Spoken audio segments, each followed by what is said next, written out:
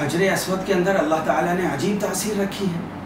حجر اسود جنت کا پتھر ہے، اللہ تعالیٰ نے اس کے اندر یہ تاثیر رکھی ہے کہ یہ انسانوں کے گناہوں کو اپنی طرف کھینچ لیتا ہے۔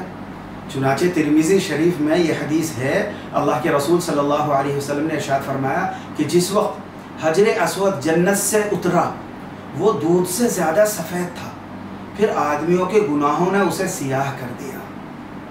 اور دوسری حدیث ابن ماجہ میں ہے، اللہ کے رسول صلی اللہ علیہ وسلم نے فرمایا حجر اسود پر ہاتھ لگانا ایسا ہے جیسا کہ اللہ تعالیٰ سے مصافحہ کرنا۔ اور تیسری حدیث میں ہے، اللہ کے رسول صلی اللہ علیہ وسلم نے ارشاد فرمایا اس حجر اسود کو اپنے اچھے کاموں کا گواہ بنا لو، اس لیے کہ قیامت کے دن یہ ان لوگوں کی سفارش کرے گا جنہوں نے اس کا استلام کیا ہوگا۔ قیامت کے دن اس کی ایک زبان ہوگی اور دو ہونٹ بھی ہوں گے۔ استلام کا مطلب کیا ہے؟ استلام کا مطلب یہ ہے کہ حجر اسود کو چومنا یا ہاتھ لگانا، اور رش کی وجہ سے طواف کے دوران دور ہی سے ہاتھ اٹھا کر ہاتھ چومنا بھی خود اسی کو چومنے اور ہاتھ لگانے جیسا ہے۔